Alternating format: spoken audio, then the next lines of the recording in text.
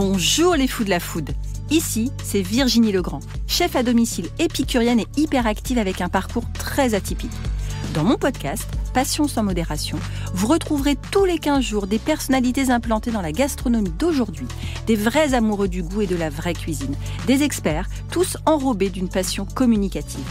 On parlera terroir, saveurs, créativité, artisanat. On vous racontera des histoires qui croustillent, des initiatives qui pétillent et qui font briller les yeux. Et on en a bien besoin aujourd'hui.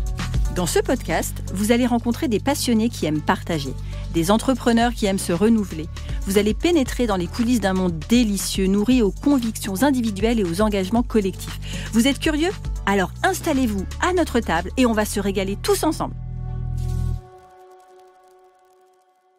Depuis 11 ans, je rencontre, j'écoute, je m'émerveille. Depuis que j'entreprends et que je crée, j'aime assumer ma pleine liberté face et avec des gens qui me ressemblent, qui ont les mêmes valeurs et qui vibrent haut comme moi.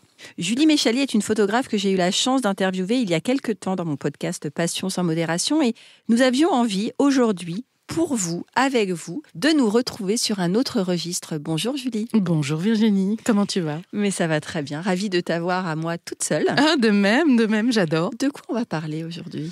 De nous deux, parce que je t'ai proposé une double interview, donc en fait on va s'interviewer mutuellement, ce qui est quand même assez rare, mais qui est un concept extrêmement intéressant parce que souvent tu mets en lumière les gens, mais qui te met en lumière ? J'ai accepté du coup parce que ça m'a un petit peu titillé, interrogé et beaucoup excité. Oui, et puis tu sais que moi, un photographe, la mise en lumière, c'est un peu mon job. Donc, tu le détournes un petit peu du studio photo et ça fait la lumière autour de soi. Mmh. Et voilà. On adore avoir de la lumière autour de soi et en soi. Oh, bah, ça part déjà de soi, à la base, évidemment, mais je pense que la lumière est au cœur de tout. Quand on commence à vibrer haut, on a besoin de lumière, on cherche la lumière, on est tout le temps dans cette quête-là. Alors aujourd'hui, le studio module se transforme un petit peu. Il y aura de la passion, beaucoup de lumière, vous l'avez senti, des confidences, des surprises. Pour Virginie, sûrement un petit peu de larmes, beaucoup d'émotions. Mais des larmes de joie, des larmes de joie et des larmes de vérité et d'authenticité, parce que ça aussi, le monde en a fortement besoin. Surtout en ce moment. Enfin, je veux dire, quand tu vois le climat international, t'as juste envie qu'on vive dans un monde de bisounours. Besoin d'amour. Oui, clairement. Alors, Virginie, je t'écoute. Virginie communique passion. Il n'est pas d'amour qui n'ait pas connu un jour la passion, celui des envols, des émerveillements, des émotions fortes à foison. Il n'est pas de communication réussie sans une belle énergie. La pétillance de tes mots, de tes actions, de ta personnalité s'en acclame d'un grand oui. Aujourd'hui, communicante passionnée, célébrant tes 10 ans, tu éveilles les papilles, tu tutoies les sens, entreprenant un dialogue délicat entre la poésie d'une expérience et la quintessence. Ta passion pour les lettres s'invite dans celle de la gastronomie et se fait en même temps roman gustatif d'un entrepreneuriat assumé et plein d'énergie là aussi, avec une cuisine instinctive qui surprend autant qu'elle réveille, tout comme ta personnalité pleine de vie qui émerveille. Mais dans Communique Passion, il y a passion. Et ces formidables émotions fortes en tourbillon, avec ce que ça veut dire de réussite ou de découragement parfois, mais surtout d'adoration et de multiples joies. Alors Ricard a de quoi bien se tenir et à y mettre du cœur, car comme lui, Virginie, l'envol ne te fait pas peur. Tu en tisses même tout un fil conducteur de vie, de rencontres, de transmission, à travers ton entreprise qui est Communique Passion. Alors Virginie, aujourd'hui 10 années, 2 livres, un prix, une célébration et une énergie débordante. Chef entrepreneuse, autrice, créatrice de podcasts, de marques, communicante et ambassadrice. Quelle concrétisation. Tu pleures, alors ça m'émeut, j'arrive pas à garder le fil.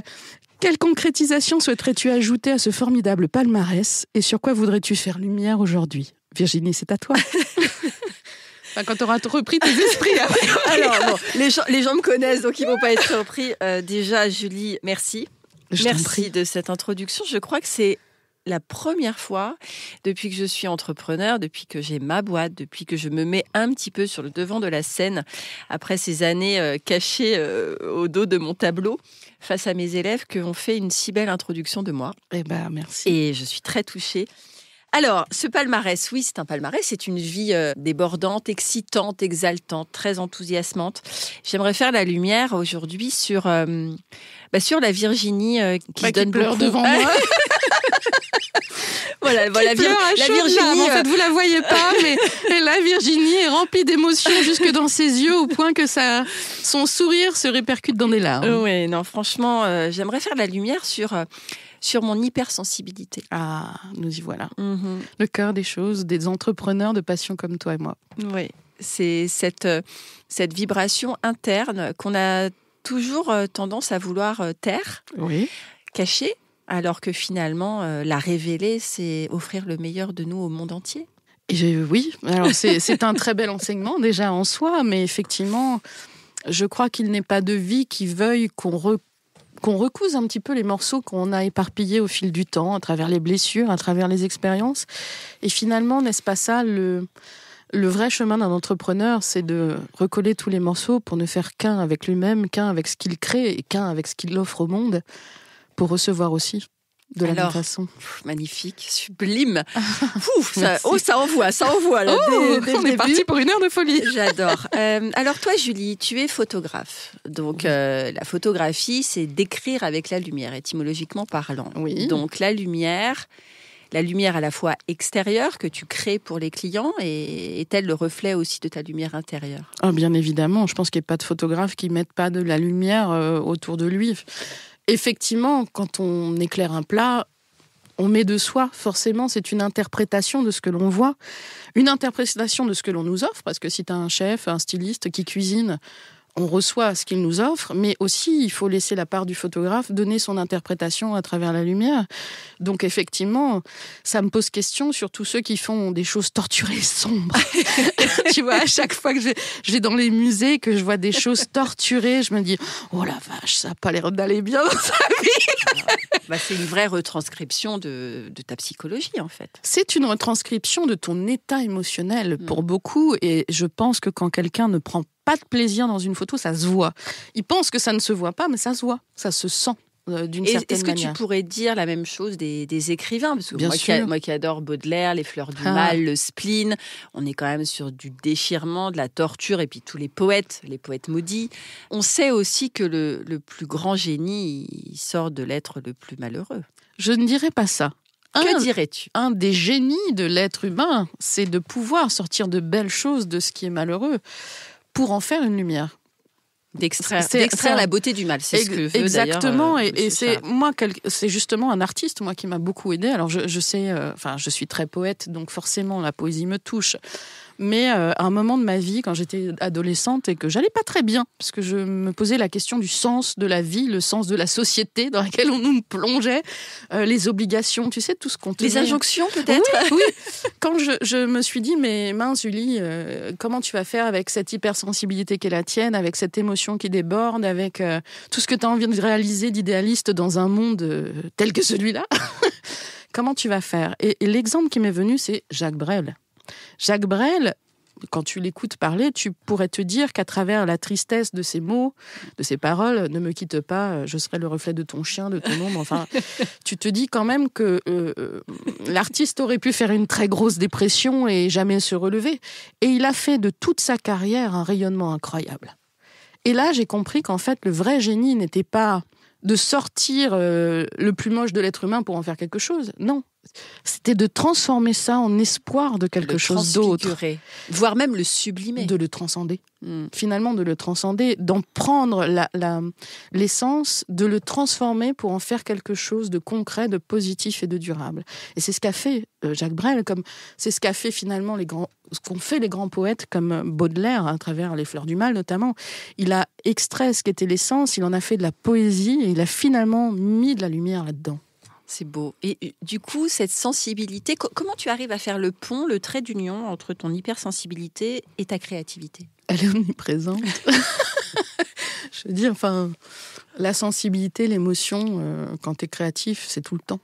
C'est ce qui fait la beauté et l'essence. Et je te retourne la question. Je pense qu'à aucun moment, quand tu crées, tu te coupes de tes émotions. Sinon, ça n'a pas de sens. Non, je pense que d'ailleurs, c'est le prétexte d'être créatif pour pouvoir me laisser aller à toutes mes émotions que la société ou que les uns et les autres qui jugent, parce qu'on revient, on en a parlé un petit peu en off, mais c'est ça aussi. C'est dans ce monde-là, l'hypersensibilité est vue comme une faiblesse, une fragilité, une vulnérabilité. Alors, on avoue, bien sûr, que quelque chose qui, mal géré, peut te tirer vers le bas. Mal géré, t'as tout dit en fait. Mais maîtrisé et assumé. Pas maîtrisé parce que en fait le contrôle n'est pas bon. Ouais. Mais appréhender, apprivoiser, refaçonner peut devenir la plus grande force accepter de ta vie. Aussi, tout simplement. Et ça d'ailleurs, ça m'emmène à 2 questions que j'ai à te poser. Oui, Julie. Quel a été le premier frisson qui t'a donné envie d'aller dans la gastronomie, la cuisine ?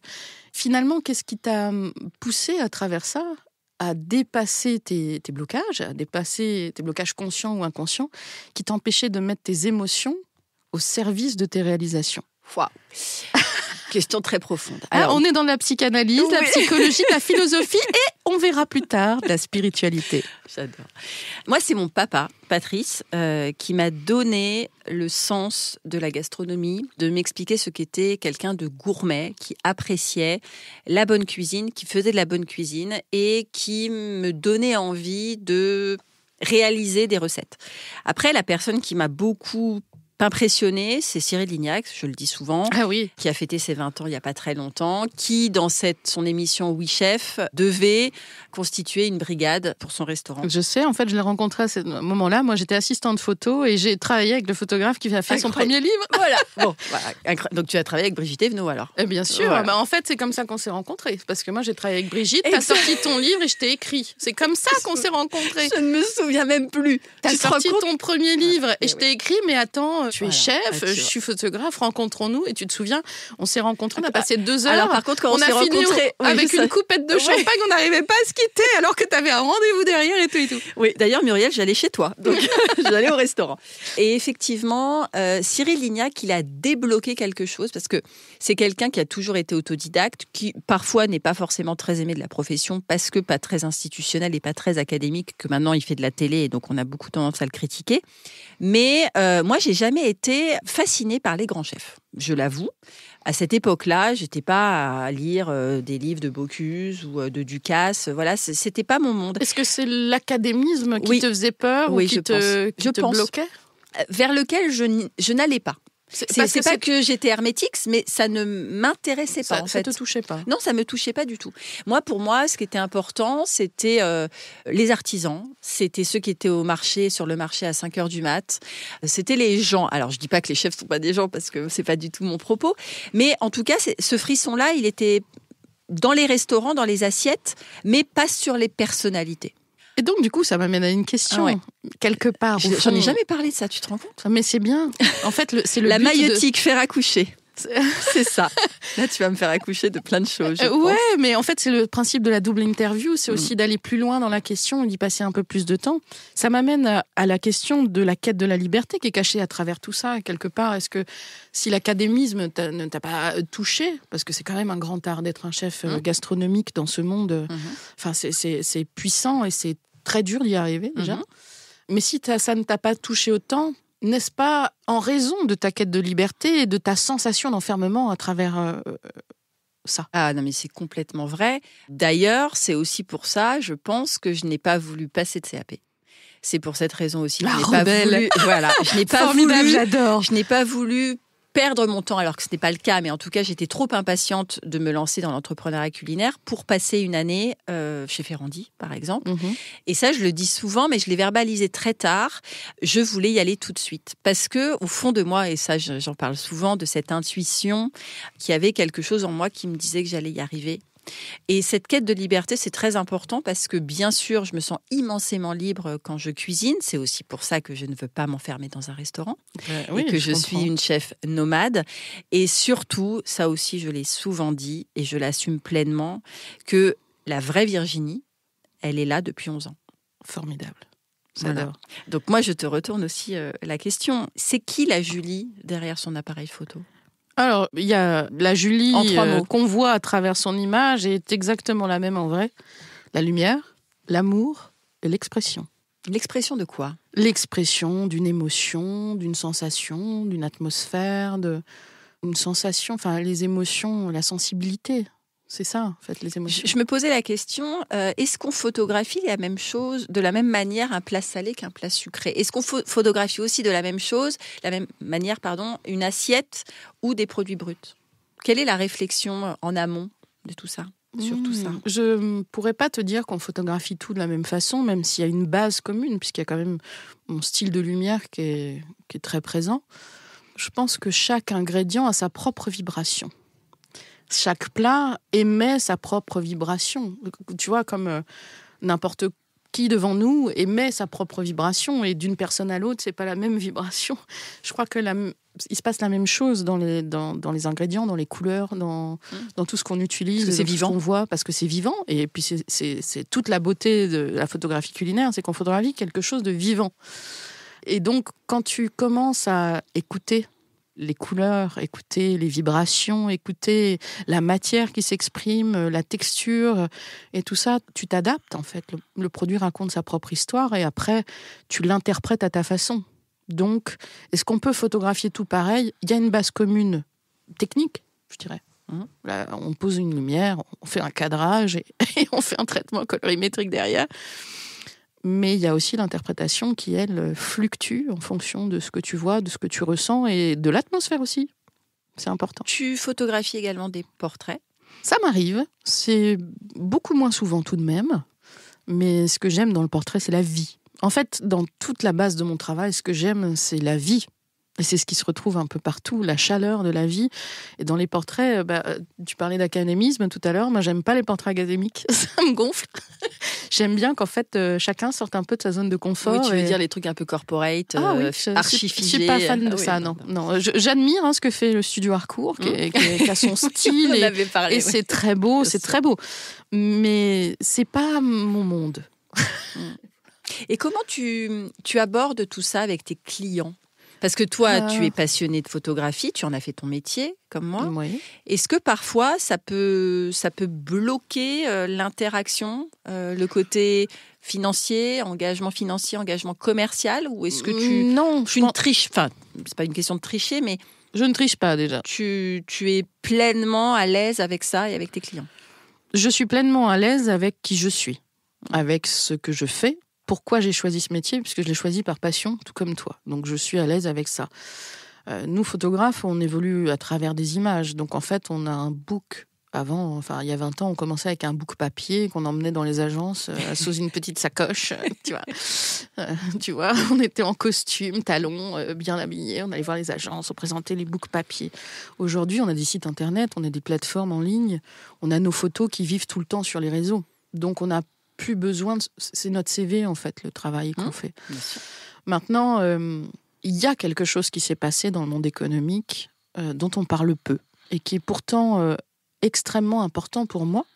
C'est que tu retournes il y a quelques années en arrière, au nombre de 10 ou 20 quand même. Avant, les créatifs étaient beaucoup mis en valeur ou très important dans les agences de communication et de publicité, puisqu'il y a eu toute la période Mad Men, ce qui a monté en fait la publicité, c'était la créativité. Le créatif était le rôle majeur de ce qui faisait la pivot. Pub. Et puis si tu te souviens des années 80, la publicité... Elles ont marqué, on les a encore en conscience avec des culture pub, notamment avec l'émission Culture Pub. Exactement. Il s'est passé une inversion des tendances après la grosse crise des années 2000, là, 2008 je crois c'était. La crise économique. Les commerciaux ont pris le pouvoir. C'est-à-dire que maintenant, tout est fait en fonction du chiffre en dessous. Limite même, on défait la créativité des créatifs pour privilégier un tarif ou un prix. Et ça fait que si tu regardes dans la publicité aujourd'hui, il y a une nivellation de la publicité. Les messages sont moins impactants, moins forts, les images nous restent moins, et finalement, de fait... Très belle réflexion. C'est une réflexion qu'on retrouve. Et donc, de fait, il y a tout un réapprentissage à mettre au jour, parce que ce qui fait la beauté des choses, c'est l'unicité. Quand tu as envie de valoriser une marque, tu as envie de la rendre unique, tu as envie de la mettre un peu plus en valeur que les autres pour qu'elle se démarque plus. Et puis, il ne faut pas oublier que le consommateur, lui... La marque doit se démarquer. La marque doit se démarquer. Et surtout, il ne faut pas oublier que le consommateur, lui, devant un bac où il y a plusieurs marques, il a un quart de seconde, il a déjà fait son choix inconsciemment. Ça, on n'en parle pas. On se dit, ouais, je vais plutôt aller là-dedans. En réalité... L'œil, en un quart de seconde, a choisi. Pour que ça vienne au stade de ta conscience et que tu prennes conscience que tu as choisi ça, tu mets plusieurs minutes quand même. Tu dis, finalement, celle-là, peut-être celle-là. Mais c'était déjà joué. Donc, en fait, Le but, c'est de donner le bon rayonnement, un rayonnement qui fait que d'un coup, l'inconscient est happé par le truc, une énergie qui fait que, hop, tu happes le consommateur. C'est ça le but d'une belle image. C'est que tu attires l'attention en un temps record. Et dans un monde où on est abreuvé, sursollicité d'images, où tu scrolles, tu regardes même plus. Si tu n'as pas une image percutante, si tu n'as pas un rayonnement qui t'attire, tu ne t'arrêtes même pas. Ce qui fait que les entreprises veulent aller au moins cher. Ils vont au moins cher, c'est bien, mais on ne voit même plus leurs images. Et ça, c'est une expérience que tu ne peux pas avoir quand tu commences, que tu apprends au fur et à mesure de la vie, un peu comme la spiritualité. Tu apprends au fur et à mesure des expériences de la vie, tu tisses au fur et à mesure, tu comprends au fur et à mesure en faisant, en défaisant aussi les schémas, en regardant, en évoluant avec. Et ça met du temps. Voilà. Hyper intéressant. On sort du cadre. J'adore. Ah mais ça fait du bien. Moi, j'aime pas trop les cadres. Non, on n'aime pas. Nous, on brise les codes, nous. Ah ouais, et puis quand on s'enferme trop, on a juste envie de tout envoyer en l'air. Dans mon dernier podcast, quelqu'un disait, c'était Benjamin qui a fait un super truc autour des boissons chaudes. Et il veut torréfier des céréales. Et il disait, je n'aime pas rentrer dans les cases et je crée mes propres cases. Mais c'est formidable. Et j'adore. En fait, c'est exactement ça. C'est ce qui fait la différence. Je veux dire, tu regardes tous les grands hommes de ce temps, que ce soit Martin Luther King, Gandhi, Aung San Suu Kyi. Aung San Suu Kyi. Tu passes tu vois, au niveau des stars, des personnalités qui ont marqué leur temps, Freddie Mercury, typiquement, Oprah Winfrey. C'est des personnalités uniques. C'est pas des personnalités qui se fondent dans la masse. Donc pourquoi on devrait obéir au code pour se démarquer ? Ça n'a pas de sens. C'est le fameux Anthony Bourbon qu'on aime, qu'on déteste, je l'adore, mais qui dit celui qui s'éloigne du moule dérange la foule. Oui, mais c'est bien aussi. Ah oui, voilà. Je veux dire, c'est pas en restant dans la foule que tu fais les grandes choses. C'est sûr. C'est sûr. Après, c'est d'être clivant. Moi, tu vois, on me dit, moi, je suis assez clivante et que dans ce milieu-là, qui est très dogmé, qui est très, très institutionnel, où justement, j'assume de sortir de tout ça, on me dit, en fait, soit on t'adore, soit on te déteste. C'est pas grave. On s'en fout. Mais on s'en fout de royal. Et je vais même te dire, plus tu vas t'affirmer, plus il y aura de l'adoration et plus il y aura de la détestation. Et c'est assez symétrique. Et c'est pas grave. Mais en fait, c'est l'équilibre des choses. Tu pourras pas empêcher les gens de penser ou les gens de te détester parce qu'ils sont confrontés à leurs propres limites et que du fait de te voir réussir, ils sont renvoyés à leur propre échec. Tu pourras jamais empêcher les gens de te critiquer, de vouloir te remettre dans leur zone. C'est une question du coup que je te pose. On parle de réussir. Ouais. Réussir pour un artiste, c'est quoi ? Quels sont les critères sur lesquels on peut se fonder ? Des critères sûrement subconscients, très intuitifs, très instinctifs, mais c'est quoi réussir pour un artiste ? S'accomplir, s'épanouir. Je crois que ça, c'est la base de tout entrepreneuriat. C'est pas toi qui me contrediras sur le fait, n'est-ce pas ? S'émanciper, je dirais. Oui, ça fait partie de la chose. Tu parlais de liberté tout à l'heure. Et puis d'atteindre... de dépasser en fait les limites qu'on nous met tout le temps, mais alors tout le temps, un stade tout le temps. Enfin, je veux dire, même pour un artiste. Alors, si on se base du point de vue d'un artiste peintre, un artiste photographe ou un artiste sculpteur, on lui demande beaucoup d'argent, soi-disant, pour réussir, alors qu'il a déjà créé ses œuvres, qu'il ose les montrer au monde.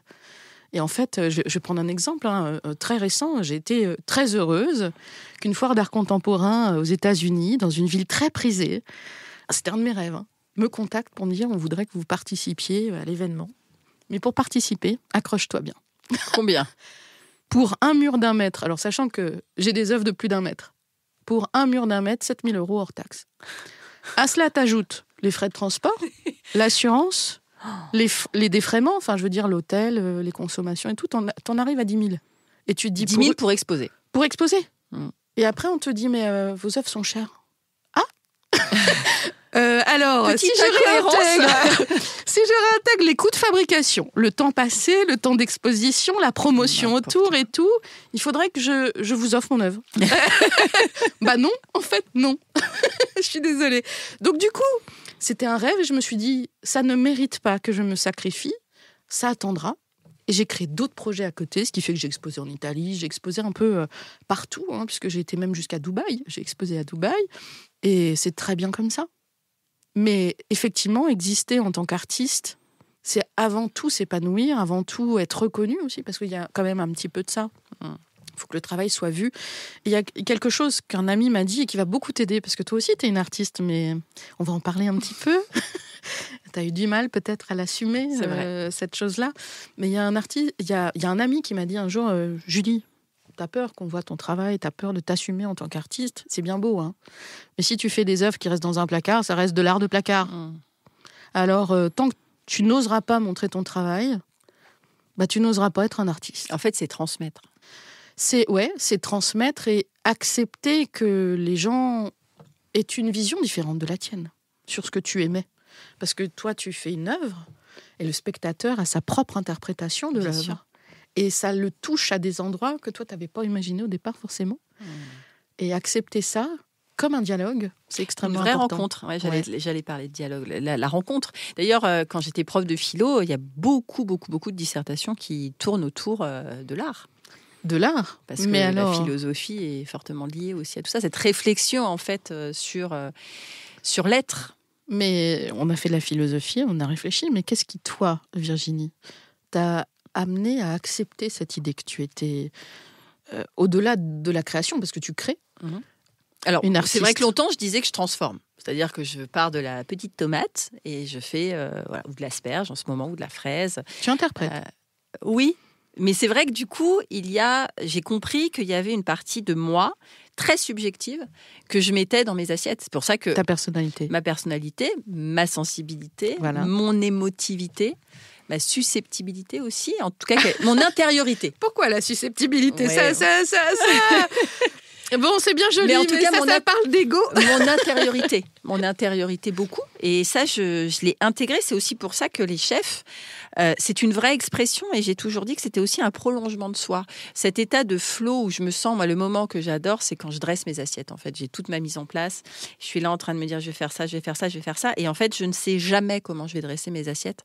Parce que c'est au moment où j'ai tous les éléments que je me dis, OK, je pense que quelque chose va me mettre quelque chose dans la tête. Et c'est à ce moment-là que ça arrive, ça pointe en fait. C'est très fulgurant. C'est bien parce que ça m'amène à une question que je m'étais posée et que je voulais te poser, qui était: as-tu réussi à conscientiser ton processus créatif ? Est-il instinctif ? Et si tu fais part de ton intuition, cette intuition est-elle canal, réfléchie, consciente, inconsciente ? Est-ce que tu arriverais à définir ton processus créatif ? Wow. Cette intuition, elle est guidée. Moi, je pense qu'elle est guidée. Ah, t'es plutôt canal, donc. Ouais. Comme moi. Voilà. Donc, je suis canal. Voilà. Non, c'est quelque chose qui me parle. Mais c'est vrai que je l'ai dit aussi très tard.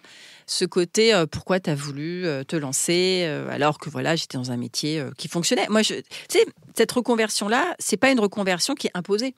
C'est une reconversion que j'ai décidée, que j'ai mûrie parce que j'adorais l'enseignement et que je suis pas partie parce que j'ai fait un burn-out où j'avais un patron qui était pas cool, des collègues qui étaient pas cool et que je m'ennuyais. Pas du tout. C'est que j'étais appelée ailleurs. Bien sûr.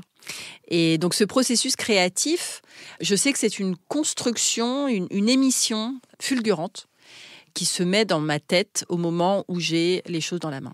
Alors, la fulgurance ne vient-il pas d'un long processus introspectif qui s'est fait bien avant, en fait? Quand ça commence à être fulgurant, c'est que ça a travaillé en interne. Hein. L'introspection. Ah, bien sûr. Ouais, l'introspection. La réflexion. Et je dis souvent, là on parle des chefs, de l'artiste, de la cuisine, mais l'entrepreneur de manière générale, et je pense que celui qui réussit, donc c'est pour ça quels sont les critères de réussite, est-ce que c'est réussir dans la vie, réussir sa vie, il y a tout ce processus-là, mais c'est celui qui se connaît, et l'introspection, ce qu'on est en train de faire là de manière très nue, parce que là je pense qu'on ne peut pas plus être à nu.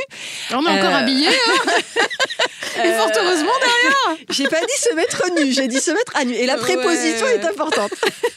Je pense que c'est ça, c'est d'aller loin, de vouloir rayonner, de vouloir se prouver des choses aussi, parce que on a beau avoir beaucoup de force, beaucoup de puissance, d'être capable de se parler à soi-même, de dialoguer avec nos démons. aussi, parce qu'on a des fantômes. Moi, j'en ai. Je me suis pas encore libérée de tout ça.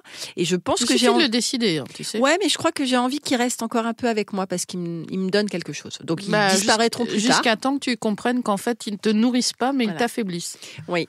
Sûrement. Non, mais sûrement. Tu sais, ça reste ma quête. Je suis autour de la lumière puisque je suis photographe. Mais les zones d'ombre ne sont que des zones non éclairées. C'est vrai. Donc, faut pas les entretenir comme des démons. Ça sert à rien d'entretenir le démon qui est sous le lit. Le fameux qui nous fait peur. Qui finalement, en fait, te pourrit la vie tout le restant de tes jours si tu veux pas l'évacuer et mettre une petite lampe pour voir qu'il n'y a rien. Et que finalement, c'est pas grave. En fait, faut résoudre les choses, faut les guérir, faut mettre la lumière dessus. Alors, c'est vrai que c'est un travail que beaucoup ne font pas et qui est pas forcément évident parce que accepter de regarder ce qui est désagréable et ce qui est parfois même douloureux, inconfortable, c'est extrêmement inconfortable justement et c'est dérangeant en soi. C'est dérangeant parce qu'on se dit mince, j'ai ça en moi encore. Mais il faut le faire parce que sinon c'est tes peurs qui finissent par te guider plutôt que tes envies. Bien sûr. Et tes réactions sont mues par tes failles plutôt que la bienveillance qui t'habite, que la lumière qui t'habite, ou ce genre de choses. Donc le jour où tu comprendras qu'en fait tes démons t'alourdissent, tu accepteras de les regarder en face en leur disant mais quittez.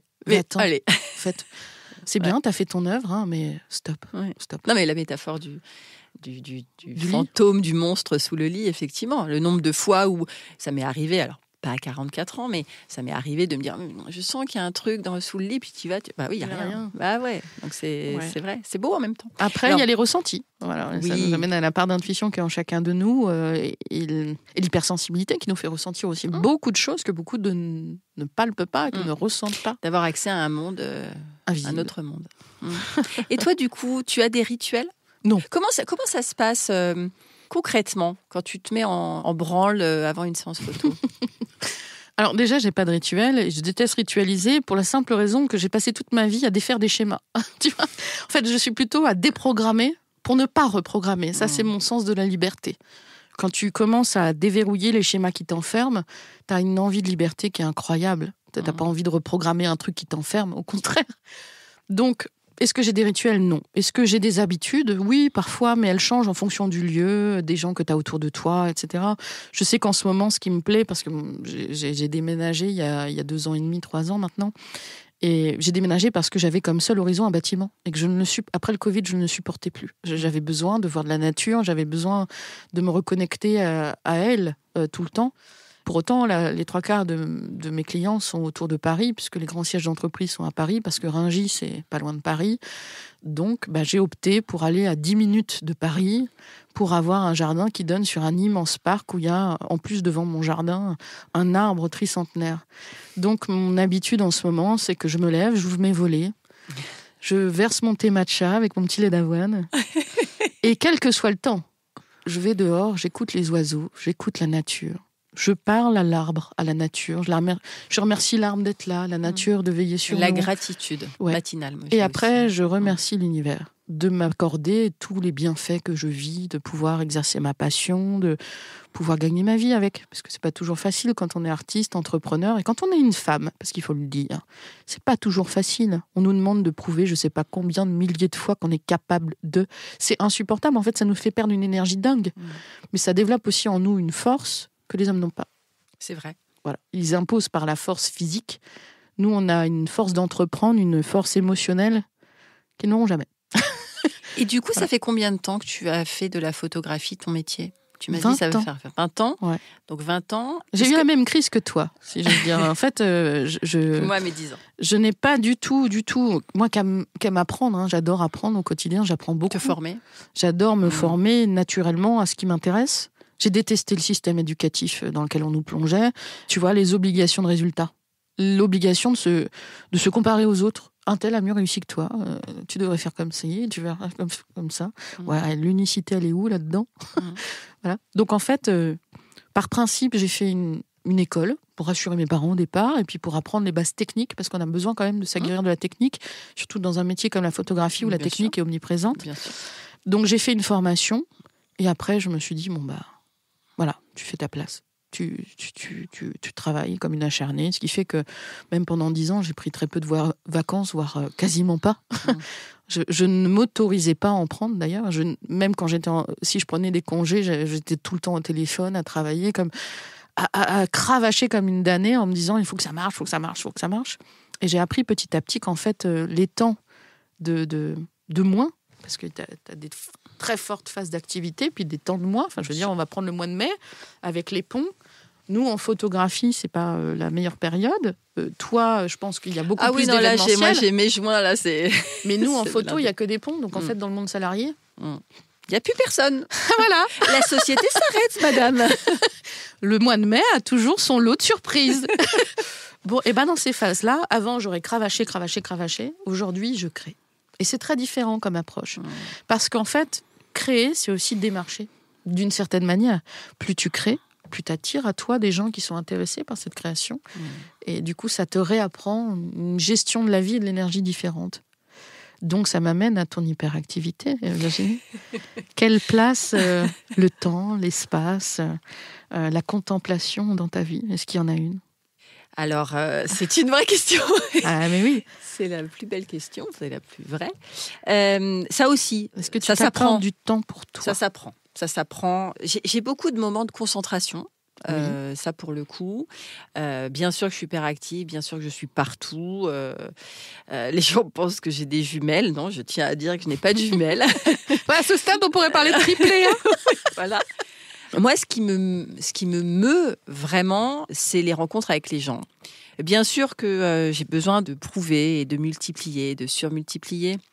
Mais de plus en plus, quand j'ai commencé à comprendre que j'étais une artiste, que oui, j'avais besoin de ces temps de calme, ces temps de maturation, ces temps d'attente, voire même ces temps d'ennui. En fait, il n'y a pas d'ennui quand on est créatif. Voilà. On est tout le temps en train de réfléchir. C'est temps de pause, en fait. Mais c'est vrai que mon cerveau est en permanence en effervescence.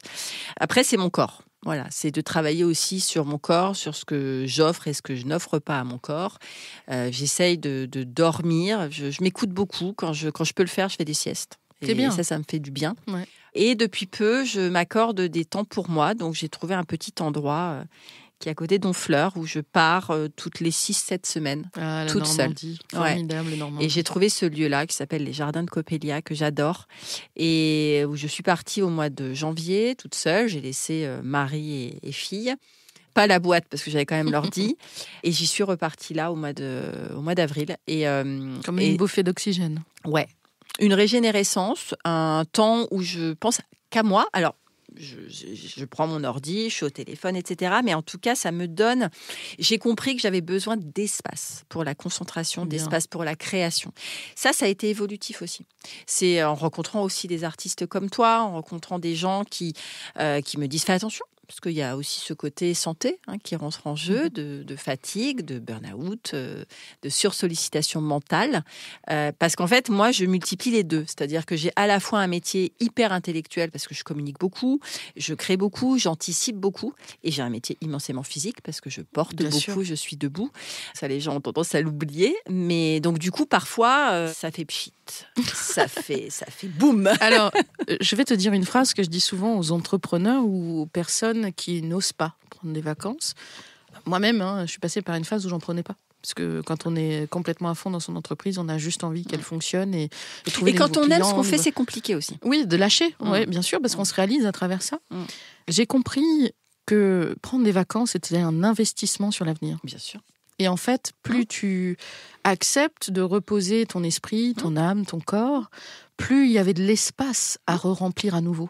Alors que quand ça déborde, en fait, tu vois, l'inspiration de l'environnement, de tout ce qui t'entoure, elle est limitée. Ah bah de toute façon, moi, je sens très bien que quand je suis fatiguée, surfatiguée, surexcitée, surépuisée, surcontrariée, je n'ai plus de place pour créer. Ouais. Donc, comme en plus, moi, je fais des menus sur mesure pour mes clients, je reçois les briefs de mes clients, il faut que je produise quelque chose.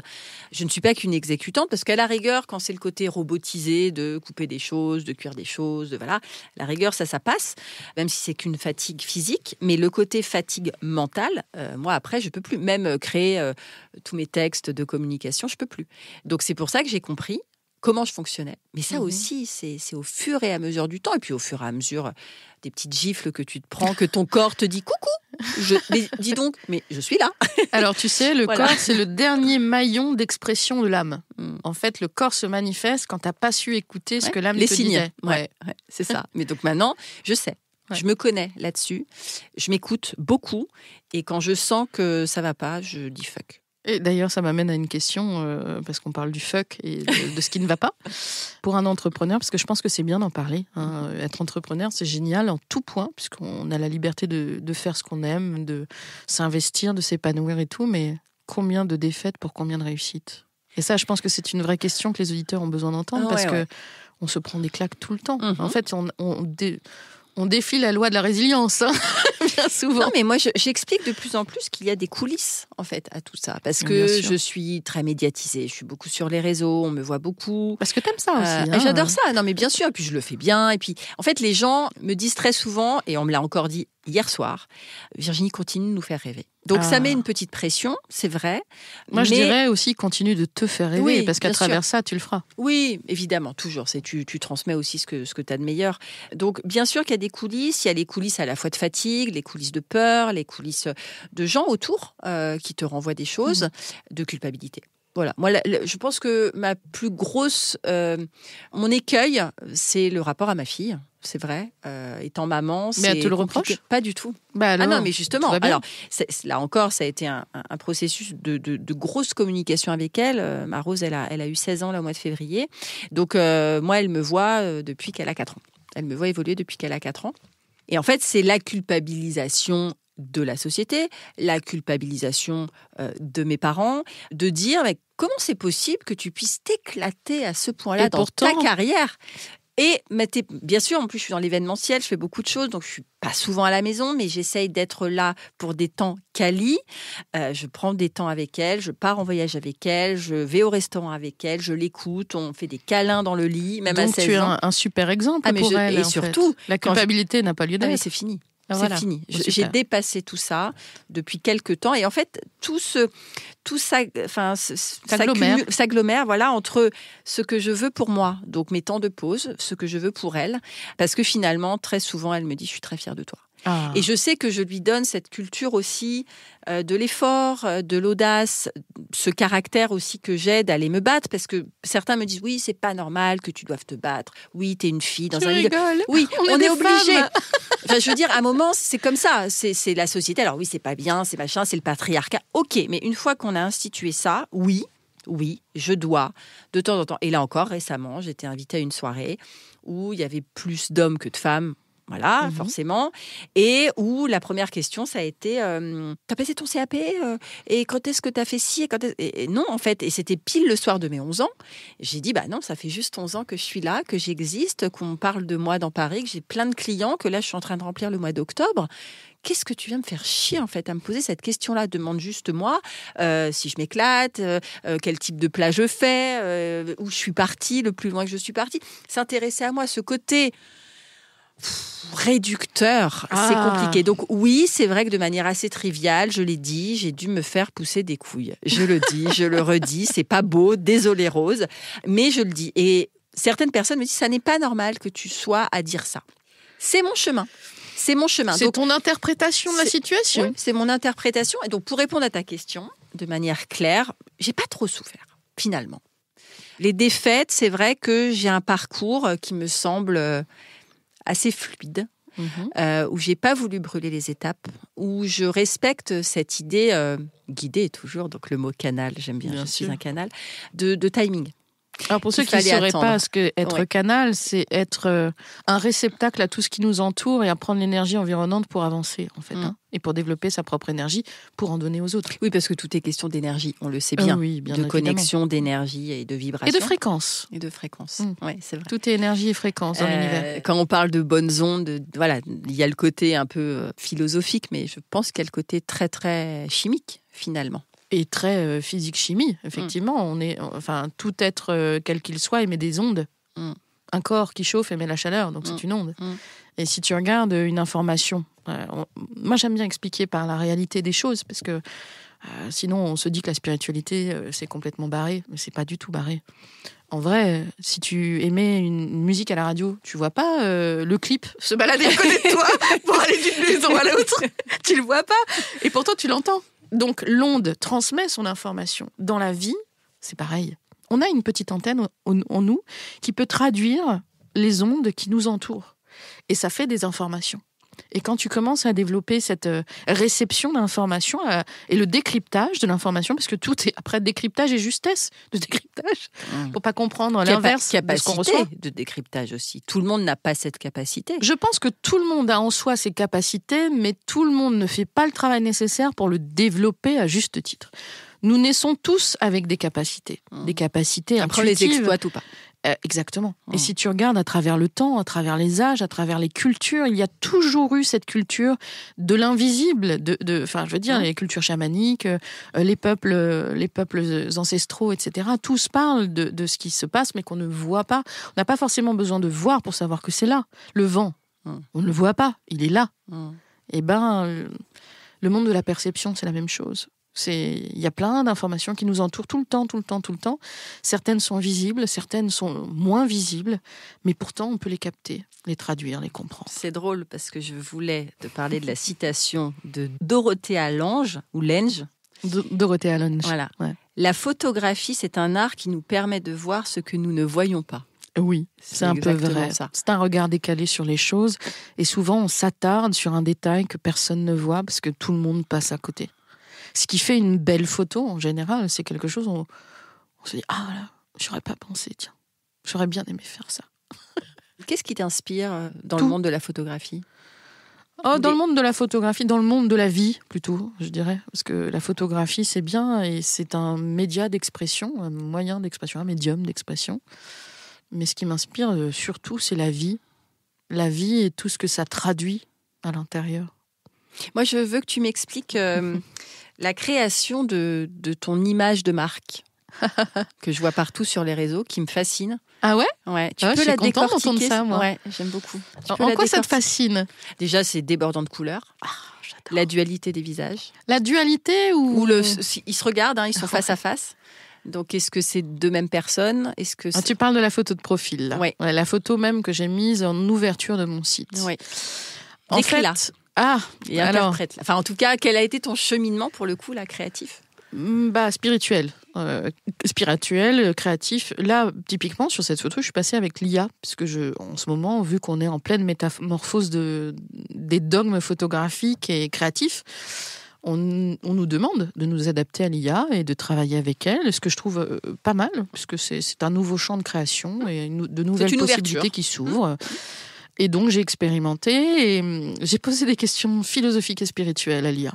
Et vraiment, en fait, je voulais la tester pour savoir si c'était vraiment une intelligence. Non, mais j'ai été bluffée. C'est assez incroyable. Ah ouais. Et donc, j'ai travaillé tout le concept de « je mange, donc je suis ».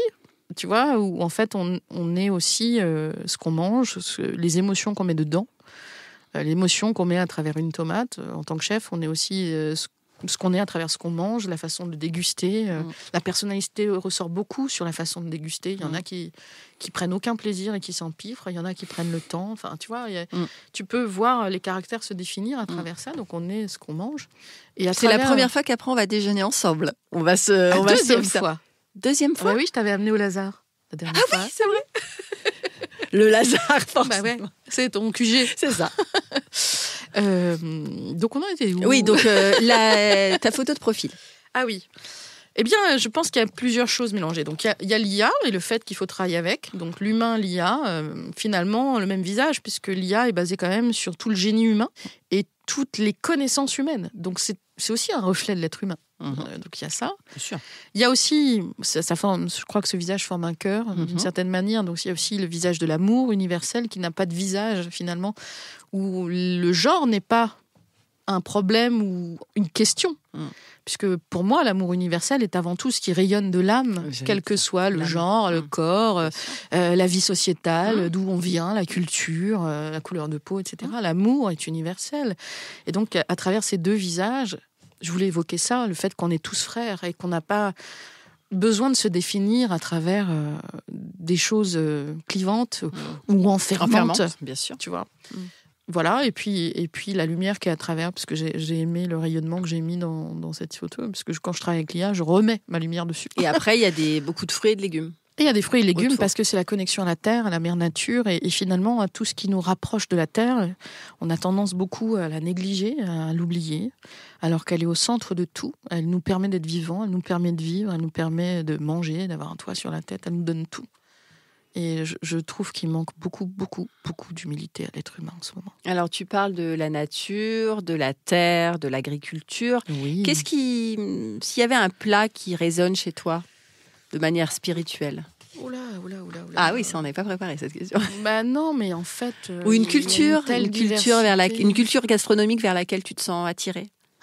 Bon, je sais pas si c'est la culture gastronomique, mais la culture qui m'attire beaucoup, beaucoup, c'est la Grèce. Parce que je me sens grecque à l'intérieur. Je ne sais pas comment l'expliquer. La première fois que j'y suis allée, c'était pour un livre, parce que je faisais un livre de cuisine sur la Grèce. Je me suis dit, faire un livre de cuisine sur la Grèce sans avoir rencontré les Grecs, sans avoir rencontré son peuple. Ça n'a pas beaucoup de sens. Ça n'a pas de sens, donc j'y suis allée. Et là, je me suis retrouvée dans ce pays en me disant, mais en fait, je viens de là. Je ne sais pas comment expliquer ça, cette sensation, où j'avais l'impression que toute mon âme vibrait de cette terre, que je venais de là, et que la première incarnation de ma vie était de là-bas. Je ne peux pas exprimer à quel point ça a été fort. Et depuis, c'est mon lieu ressource. Quand j'ai besoin de déconnecter, d'écouter mon intuition. De déconnecter et te reconnecter. Et de me reconnecter. C'est la phrase que j'allais prendre. J'aime bien dire qu'en Grèce, on regarde la mer Égée et on se perd à l'horizon, on s'y retrouve, c'est selon. Et c'est ce qui se passe en moi à chaque fois que je vais en Grèce. Il y a un grand chamboulement, un grand émerveillement et en même temps, un retour à l'essentiel, à ce qui est important. Voilà. Bien. Mais ça nous amène à la question suivante. Toi, est-ce que tu as un plat porte-bonheur ou des habitudes porte-bonheur, quelque chose que tu as cultivé au cours de ton parcours d'entrepreneur? Comme les artistes, avant de rentrer en scène, tu sais, il y en a qui ont des gris-gris dans leur poche, la vieille chaussette, parce qu'elle a un trou qui leur rappelle un truc de leur existence qui leur a apporté bonheur, etc., etc. Est-ce que toi, tu as un gris-gris ou un plat porte-bonheur ou une façon de faire porte-bonheur? Tu veux toujours le même tablier ou le même couteau ou je sais pas. Non, tu vois, ça c'est pareil. Le côté la même chose, ça n'est pas moi. Non. Parce que même, je peux avoir des associations. Tu vois, là, en ce moment, on est sur les légumes printaniers, l'asperge, le petit pois, la fraise qui arrive. Il faut toujours que je twiste. Il faut toujours que je change l'herbe. Il faut toujours que je change le vinaigre. Il faut toujours que je change l'huile. Ouais, et puis t'aimes le changement. C'est ça qui est beau dans la Voilà, food. j'aime le changement. Et j'ai toujours dit, parce que je donne beaucoup de cours de cuisine, quand je fais un pesto, voilà, on connaît le pesto basilic, je leur dis, mais voilà, on peut faire un pesto. Hier, j'ai fait un pesto de menthe. Enfin, tu vois, tu peux mettre ce que tu veux. Ouais. Pignon, tu peux mettre des noisettes, des amandes, des noix de cajou, des cacahuètes. Et en fait, je leur dis, la cuisine, c'est illimité. Et en fait, je pense que c'est pour ça que je trouve un vrai... C'est une palette énorme. Oui, c'est ça. En termes d'associations, et je ne veux pas me fermer aux associations. Donc moi, ce qui me rassure, je pense, c'est d'aller me confronter aussi aux choses qui sont attendues. En fait, je suis très impertinente, je suis très insolente. Quand tu dis le côté rebelle, j'aime ça. Donc, le côté sucré-salé, c'est quelque chose qui me ressemble beaucoup. Parce que ça aussi, il y a des gens qui n'aiment pas. Là, par exemple, je fais une poêlée d'asperges avec de la fraise. Tu vois, donc c'est... Est-ce que ça voudrait dire que tu aimes mélanger les opposés? Ah, belle analyse. Sigmund, très bien. Très bien, très bien. Non, mais c'est vrai. Mais oui. Mélanger les opposés. En fait, j'adore... l'école des contrastes, moi j'appelle ça. L'école des contrastes. C'est je note. Alors, je vais même aller plus loin. L'école des contrastes vient de l'Égypte antique, où il y avait plusieurs niveaux spirituels à passer. Et en fait, on te confrontait souvent au contraste. Mais c'est tout un concept que tu retrouves dans la lumière. La lumière qui éclaire un endroit crée une ombre à un autre endroit. Il n'y a à la source même de la lumière qu'il n'y a aucune ombre. Il n'y a qu'à la source de la lumière qu'il n'y a que de la lumière. Parce que tout en périphérie, ça éclaire et ça crée des ombres. Plus tu t'éloignes de la source, plus tu connais l'obscurité. Plus tu te rapproches de la source, plus tu connais la luminescence. Et donc, l'école des contrastes vient de l'Égypte antique, parce qu'il y avait différents niveaux spirituels à passer, et qu'on te confrontait au contraste des opposés, pour pouvoir comprendre la justesse qui se trouve pile au milieu. Magnifique. Alors là, Voilà. tu viens de m'interpréter quelque chose, de mettre la lumière sur quelque chose. C'est mon travail, ma C'est chère. ça, en C'est fait, mon chemin de vie. Moi, je crois que j'adore surprendre. Et tu vois, il y a un compliment que les gens me font de plus en plus souvent, mais je vais te dire, c'est au moins une fois par mois. Je vais pas dire que c'est à chaque prestation, parce que ça dépend aussi du menu que je fais. Mais les gens me disent, mais tu sais, Virginie, j'ai même fait un post Insta là-dessus. Virginie, j'aime pas le chou-fleur. Là, tu m'as fait aimer le chou-fleur. Virginie, j'aime pas la betterave. Ça, c'est une grande victoire. Tu m'as fait aimer ça. J'aime pas le sucré salé. Tu m'as proposé un tartare de saumon avec de la framboise. Oh, j'ai trouvé ça super bon parce que c'était équilibré. Et ça aussi, petite confidence, parce que je le fais là, j'ai rarement l'occasion de le dire. Je me suis toujours battue avec cette image que j'avais de moi. Tu as du talent. Et quand on me dit, t'as du talent, ou t'es une artiste, ou ce que tu fais, c'est extraordinaire, j'ai toujours banalisé la chose en disant, bon, ça va. Pourquoi on dit ça de moi ? J'ai jamais compris. T'es talentueuse. Oui, mais tu vois, là, je commence aussi à vraiment Accepter. intégrer tout ça. Mais au bout de 11 ans, ma biche, 11 ans. Oui, mais Enfin, c'est je tout dis un ça fait trajet peut-être 9 ans. spirituel. Mais longtemps, je me disais, ok, je fais de la cuisine. Oui, un truc sur lequel je ne suis jamais revenue, c'est que je suis une grosse bosseuse. Voilà, je suis une grosse bosseuse, je suis une courageuse, je ménage pas mes efforts, je m'implique, je suis hyper engagée, tu vois, pour les clients, l'expérience client là-dessus, ok. Je crois qu'on peut pas. Mais sur le être- côté un peu plus spirituel, ce côté plus identitaire, intérieur, j'ai mis du temps. Je crois qu'on peut pas être entrepreneur sans être un gros bosseur. De toute façon, Oui, ça c'est marche pas. Bon, en tout cas, ça dure un temps. Ouais, non, ça marche pas. En fait, il faut être impliqué dans ce qu'on fait. Donc, forcément, on est des gros bosseurs.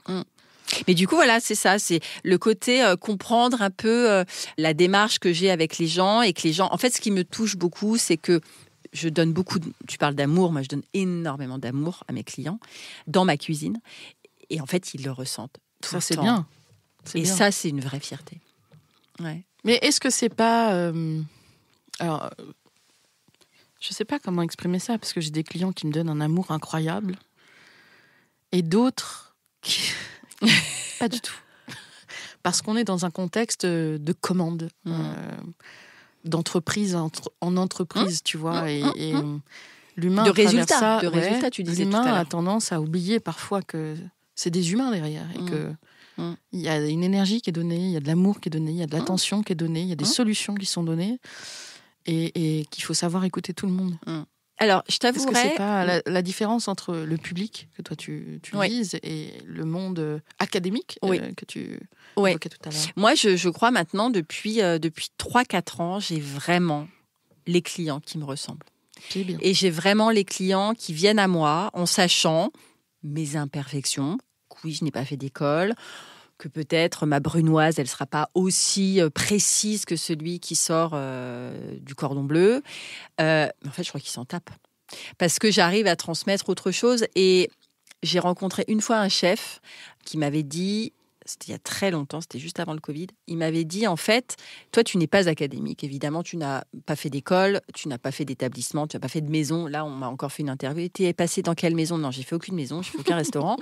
Et en fait, il ça m'a a l'air dit... de t'agacer quand même, ce genre de question. parce que je me dis, c'est réducteur. Et au bout de 11 ans, en fait. Oui, mais ce serait au début, mais je suis après hyper fière de dire, justement, je n'ai rien fait. Voilà. Et ce chef-là m'avait dit, en fait, tu as réussi à contrebalancer, c'est pas compenser, parce que compenser, c'est négatif, mais à contrebalancer ces imperfections, ou en tout cas ces non-connaissances avec ta créativité. Parce qu'en fait, c'est ta créativité qui est ton identité.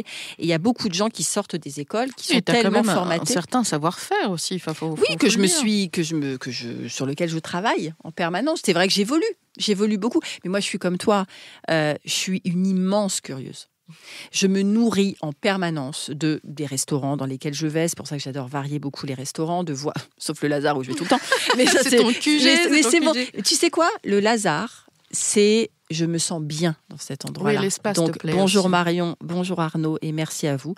Je raconte quelque chose de dingue ? Allez, je raconte quelque chose de on dingue. adore ce qui est dingue, nous. Je vais très souvent manger là-bas toute seule et je suis souvent au comptoir, en train de bosser. Il me voit toujours avec mes carnets, mes audios, mes trucs, machin. Et j'étais avec mon petit verre de vin.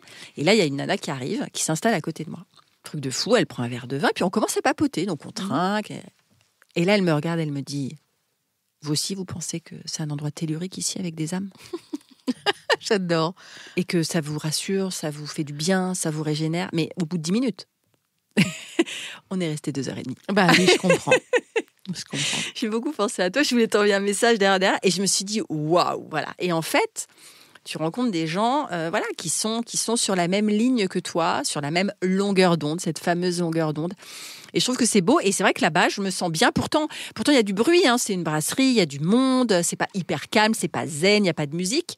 Mais déjà, j'adore l'équipe. Le service est top. Je m'y sens bien. Donc oui, c'est mon QG. Et donc après, c'est vrai que je me nourris beaucoup de ce qu'on voit sur les réseaux parce qu'il y a beaucoup de choses. Je regarde beaucoup de livres, des magazines. J'expérimente en permanence. Je tente, en fait. Mais du coup, ça m'amène à une question qui était posée un peu précédemment, mais qui va aller plus loin cette fois. Mais t'as quel rapport avec le silence ? Alors, j'ai appris... Non ? Alors, c'est une vraie question. Avec l'hyperactivité, ça se rejoint aussi, les temps de pause, en fait. Oui. Avant, quand j'étais... Alors déjà, je suis très rarement seule, parce que même à la maison, il y a soit mon mari, soit ma fille, soit mon chat, et ça bouge dans tous les sens, et il y a des trucs qui chauffent, et machin, il y a le four, il y a la machine, etc. Bon... C'est pour ça qu'il y a des moments où j'ai besoin, d'ailleurs, il y a des moments que je loue des espaces aussi, des espaces de coworking, mais seuls, comme ici, par exemple, tu vois, le module où c'est la petite pièce et où je travaille. Et c'est vrai que souvent, j'avais toujours la musique, mais même une musique zen, tu vois. Et j'apprends à apprivoiser le silence. Mais tu peux pas savoir à quel moment, comment j'apprends. Bien, hein. J'apprends, mais tous les jours, en me disant, voilà, je redimensionne, je redéfinis, je me comprends autrement, j'ai une autre vision. Bien. Et je trouve que j'ai d'autres besoins aussi. Et je trouve que c'est fascinant. En fait, ce qui m'arrive depuis quelques années, c'est fascinant. Ah. Ça m'amène à une... Beaucoup de confiance, dites-moi. Oui, mais c'est hyper intéressant et je pense que beaucoup peuvent se retrouver aussi là-dedans sur les inavoués. Parce que Bien sûr. je pense qu'on en a tous et ça m'amène à cette question. Est-ce que tu as des choses que tu n'as jamais révélées parce que tu as eu peur d'en parler dans ta personnalité et que tu aimerais qu'on sache à travers ton travail, qu'on devine ou juste le dévoiler enfin? Oui, après, alors, je suis en train de travailler, donc là, je salue ma petite Julie, je suis en train de travailler sur... Qui n'est pas moi, non, on précise, Julie Girard. Julie. Les Julie sont formidables. Oui. C'est vrai que toutes les Julie que j'ai rencontrées étaient des bonnes personnes, des belles personnes. Vrai. Authentique. Je travaille beaucoup avec elle. Bon, moi, j'ai fait aussi beaucoup de travaux de psychanalyse, évidemment. J'ai un rapport compliqué avec ma maman. Voilà, ça je le dis, mais pas mal de gens le savent. Je suis fille unique, donc j'ai un rapport à la famille qui est compliqué. Voilà, un rapport à la maternité. D'où qui est la compliqué. culpabilité avec ta fille. Exactement, parce que autre point que peut-être peu de gens savent, là pour le coup. Maintenant ils vont le savoir. Voilà, c'est que ma fille est née prématurément. Et qu'on a failli mourir toutes les deux. Ce sont des choses qui arrivent, mais ce sont aussi des choses qui tissent des liens forts. Exactement. Et elle est née à 7 mois. Elle est restée en néonate pendant 6 semaines et demie. Donc j'ai eu la culpabilité de ne pas avoir su la garder dans mon ventre. Je vais essayer de ne pas pleurer. Et en fait, ça a créé aussi une grosse force, toutes les deux, une force en elles déjà de se battre pour rester en vie. Et c'est pour ça que on a beaucoup joué sur cette corde de la culpabilité. Moi, j'ai été biberonnée à la culpabilité. Est-ce que tu as bien vécu ta grossesse ? Très bien. Bon, alors ça m'amène à une vision différente des choses. Tu as une énergie très forte. Et je comprends qu'en ayant une maman très forte, tu as aussi une fille qui a une énergie très forte. Est-ce qu'il ne peut pas arriver dans un parcours tel que le vôtre que vos énergies soient si fortes qu'à un moment donné, il ait eu besoin qu'elles sortent ? C'est tout. Et l'accepter. Tu vois, il n'y a plus de culpabilité, en fait. Elle est sortie, elle est vivante aujourd'hui. Et puis elle va très bien. Et toi, tu es vivante et vous êtes vivante et vous vous aimez et ça se passe bien. Bien sûr. Bien sûr. Mais voilà, j'ai en fait ce besoin de reconnaissance que je travaille avec Julie notamment, c'est cette blessure tu sais, il y a 5 ou 4 blessures de l'âme et je pense que je les coche tous. Alors vas-y, parle-nous de la vulnérabilité de ces blessures de l'âme. Mais après voilà, je pense que c'est important. Mais plein de gens me disent et ils ont raison, tu te montres beaucoup, tu as besoin toujours de reconnaissance, tu as besoin de briller, tu as besoin. Oui, il y a une partie de moi qui n'a pas confiance en moi. Plein de gens me disent mais quand tu rentres dans une pièce, tu es là, tu t'imposes, on sent que tu es à l'aise, tu sais bien parler, tu n'es pas timide. Oui, Mais j'ai encore un problème de confiance en moi. C'est pour ça qu'aujourd'hui, on me dit, oui, tu as du talent, oui, tu es extraordinaire, oui, tu es merveilleuse, oui, tu nous fais du bien. Oui, sur certains plans, je le comprends. Pragmatiquement parlant, je vois que je donne du sourire, que j'aide les gens à se développer, que je leur donne une impulsion, que je suis généreuse. Oui, ça là-dessus, je le sais. Mais il y a une partie de moi qui ne me voit pas encore comme vous me voyez. Et voilà, ça c'est dit. Ben, c'est bien. Voilà. C'est bien. Ça rejoint un peu une discussion qu'on a eue juste avant d'entrer dans le studio d'enregistrement, où, selon ma philosophie, ma spiritualité, alors je vais mettre une définition à spiritualité, c'est des faits de toute religion, c'est ce qui nous pousse à un enseignement universel, et qui nous élève, quelque part. Je suis assez persuadée aujourd'hui qu'en fait, au début, on fait les choses pour soi, pour guérir des blessures, pour répondre à la personnalité qu'on est, ou au chemin, ou au karma, puisque tu m'as évoqué tout à l'heure le karma, ce qu'on porte, la transgénérationnelle, la transmission, etc. Mais qu'à un moment donné, quand on se réalise et qu'on a atteint un certain stade de réalisation de soi, la seule chose qui nous motive, c'est de réaliser à plus grande échelle. Et donc, du coup, la question de la confiance ne se pose plus parce que c'est intégré. C'est vrai. Ça résonne. Ouais. Ça résonne énormément. Ce que je sens aujourd'hui, ce que j'apporte aux gens. Eh oui. Cette lumière, comme toi. Merci. Donc, du coup, ça m'amène à... Sais-tu quelle est ta mission de vie ? Tu définis. Ah oui, et ça, je le dis de plus en plus, c'est de fédérer, c'est de connecter. Ça, je le sais. Et je le fais au travers de ce merveilleux podcast où j'ai reçu plus de 200 personnes. Bravo. Et c'est vrai que, oui, ça, je le dis. Et maintenant, je le dis comme ça, ma mission de vie. Et ça aussi, j'ai longtemps eu du mal à donner ce terme-là, parce que mission de vie, ça fait mission quand tu parles de l'univers, quand tu parles de spiritualité. Il y a des gens en face qui ne sont pas capables de l'entendre, qui ont peur de l'entendre, alors, qui font des raccourcis. Pour le traduire facilement, nous sommes tous uniques. Nous naissons avec un patrimoine génétique unique. Nous avons un chemin absolument unique. Personne ne marche dans nos pas. Personne ne peut analyser les émotions comme on le fait. Et personne n'a vécu notre propre vie. Personne n'a mis nos chaussures exactement, pour le chemin. Et même les jumeaux ont des distinctions. Et donc, dans cette unicité, il y a tout le parcours d'apprentissage qui est celui où on guérit les blessures du passé. Et il y a tout celui où on s'ouvre aux autres avec... la fervente conviction vissée à l'âme et au corps qu'il y a quelque chose qui est fait pour nous ou qu'on est fait pour cette chose. Et parce que c'est tout ce qui est en nous qui le définit. C'est ce qu'on appelle la mission de vie. C'est pas une obligation. Mais c'est à partir du moment où tu rayonnes un certain truc, t'es fait pour ce truc. Enfin, je sais pas comment expliquer ça, mais c'est naturellement en toi. Donc, quelle est la tienne ? C'est ça. Fédérer. C'est ça. Fédérer, rassembler, connecter, le collectif, tu vois. Moi, déjà, je cuisine pour les autres, en fait. Ouais. Déjà, je transmets quelque chose à l'autre.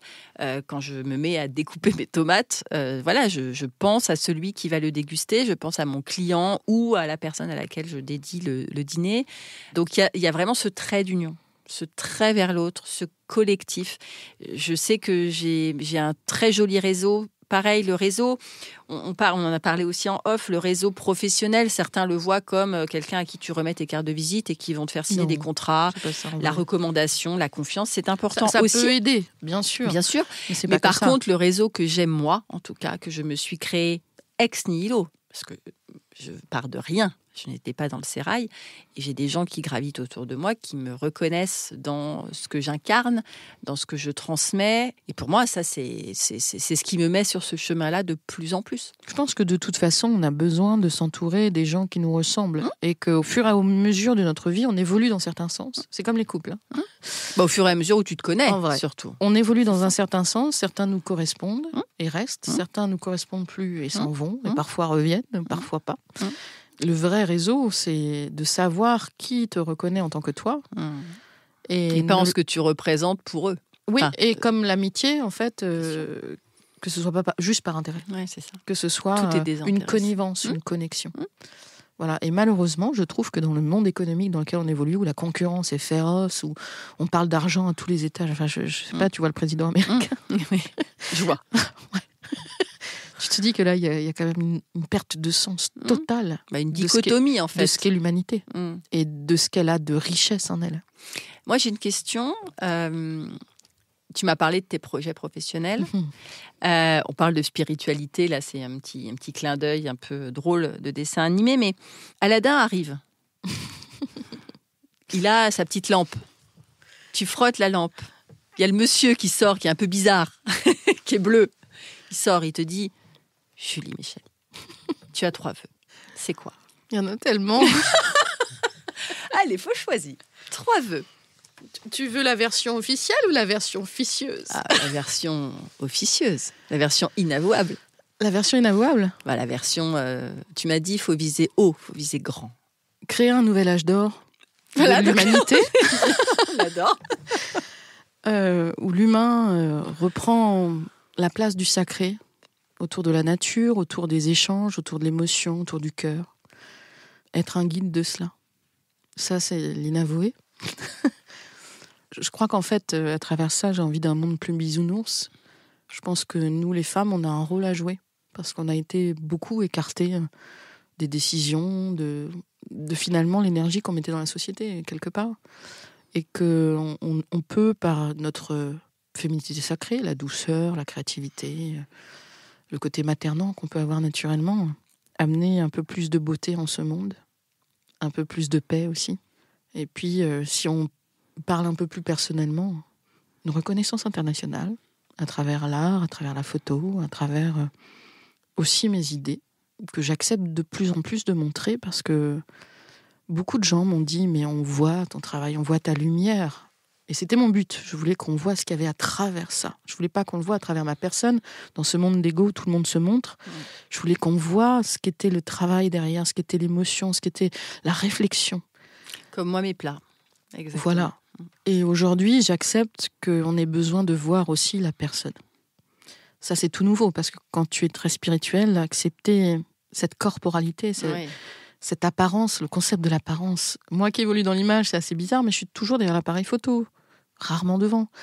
Donc accepter cette part de l'apparence. Je sais qu'on va être obligés de prendre une photo toutes les deux. Oui, on l'a déjà fait. Oui, puis j'en ai même publié une ce matin. C'est très rare, mais je l'ai fait. Voilà, je crois que la reconnaissance internationale à travers ce que je fais, à travers même mon côté holistique et guérisseur, puisque en fait, ma mission de vie, à moi, c'est la lumière. C'est faire lumière, c'est envelopper de lumière, c'est révéler la lumière, révéler la lumière de chacun, aider chacun à se reconnecter à sa lumière et finalement faire lumière sur tout ce qui m'entoure. Ça, c'est ma mission de vie. Je l'ai compris parce que très tôt, la lumière était au centre. Je viens du monde de la musique, à la base. Quand j'avais 15 ans, j'organisais des spectacles, j'étais sur scène. J'ai commencé à travailler avec les ingé son et lumière. Et les ingé son et lumière, je suis tombée dans la lumière. J'ai commencé à voir le potentiel de ce qu'une lumière pouvait faire. Et puis petit à petit, on m'a mis dans la photo. Et petit à petit, j'ai travaillé la lumière. Et au propre, et au figuré. Voilà. C'est beau, c'est beau. Ça fait du bien. C'est beau. On va être obligé de conclure, je pense. Alors, ça m'amène quand même. Et t'as encore une question. Oui, importante. Toi qui es une entrepreneuse aguerrie, avérée, assumée, quel serait le conseil que tu donnerais à un entrepreneur qui voudrait se lancer, à quelqu'un qui a un peu peur d'assumer tout ça, tout ce qu'il est aux yeux du monde? C'est de se connecter à lui, mais ça se fait pas du jour au lendemain. C'est progressif. C'est progressif et en fait, c'est concomitant entre fuir les gens dont tu sens qu'ils te font du mal. Et c'est parce que tu vas fuir ces gens-là que tu vas te retrouver et te reconnecter, ou alors c'est parce que tu te reconnectes que tu vas fuir les gens. Donc, moi, c'est le jugement. Moi, j'ai un gros problème avec le jugement. C'est le côté injustice aussi. Autant tu peux pas empêcher les gens de juger. Autant qu'ils te jugent pour quelque chose que tu assumes, plutôt que quelque chose que tu n'assumes pas. Oui, c'est sûr. Mais tu vois, le jugement gratuit, le jugement qui ne connaît pas, le jugement qui ne t'enrobe pas, la non-empathie. La non-empathie, c'est compliqué. Voilà, la non-empathie, tu parles de concurrence. Moi, j'ai jamais considéré les gens comme des concurrents. C'est des confrères, des consoeurs, des compères, des gens qui m'inspirent, des gens. Je peux pas critiquer des gens. Donc, le jugement, même à ma propre fille, je lui dis, c'est le pire poison de la société. Moi, je suis assez d'accord sur le fait qu'il faut vouloir la réussite de chacun dans son unicité. Bien sûr. Et il faut réapprendre aux gens à ne pas se moutonner. Mais c'est important, parce qu'ils veulent tout le temps justement rentrer en concurrence parce que dans l'éducation, leur apprendre à être, en fait, à être meilleur que l'un, que l'autre. C'est se comparer. Je crois que chacun chausse ses chaussures. Oui, mais ça, tu sais, je pense que c'est lié aussi à ton héritage familial, culturel, d'avoir été... Ça dépend des milieux dans lesquels tu évolues. Je pense que tu n'as pas le même rapport dans les finances ou dans le commerce ou dans les créativités. Ça dépend aussi de l'image de tes parents, l'image des métiers de tes parents. Si tu as eu quelqu'un qui est dans le côté artiste, il te comprendra plus facilement que s'il est dans quelque chose de plus matérialiste. Moi, ma vraie bagarre, en fait, intérieure, c'est de me confronter entre l'avoir et l'être. Alors, tu as l'avoir, tu as l'être, tu as le agir aussi, tu vois, qui se et pourquoi pas arrêter de se bagarrer? Ah oui, mais c'est sûr. J'essaye de me bagarrer de juste se dire, j'avance. Oui. En fait, peu importe ce qu'ils pensent, peu importe, ça m'empêchera pas. C'est ce que je voudrais dire aux gens. Là, moi, je commence à me libérer de tout ça, à m'émanciper de tout ça. Mais ce que je voudrais dire à ceux qui veulent se lancer, il y a plein de gens aussi qui viennent me voir. On adore ce que tu fais. On aimerait faire comme toi. On aimerait avoir ce que tu as. C'est le fameux « Oh, tu as de la chance de faire un truc. » Ah oui, on se donne le moyen de... Ça, on le connaît bien. Oui. Mais moi, je leur dirais, c'est déjà de travailler sur vous. Exactement. C'est de ne pas se focaliser sur ce que vous faites juste, sur votre capacité, sur vos compétences, sur votre potentiel lié à une école ou pas, à des compétences techniques. C'est savoir qui vous êtes, ce que vous êtes prêt à endurer aussi, ce que vous êtes prêt à donner aux autres. C'est important de donner. L'introspection. Moi, de toute façon, je pense l'introspection. Je fais des conférences où j'explique que l'introspection, voilà, si on peut fasciner les gens, et là encore sans arrogance, si on peut fasciner les gens, si on les inspirer. Voilà, c'est les inspirer, c'est parce qu'on a travaillé sur quelque chose de profond, et tu l'as dit, c'est se heurter à des choses qu'on n'aurait peut-être pas voulu voir, sur lesquelles on a fermé les yeux. Mais accepter de... C'est ce qui nous rend plus faire évoluer les choses. C'est ça.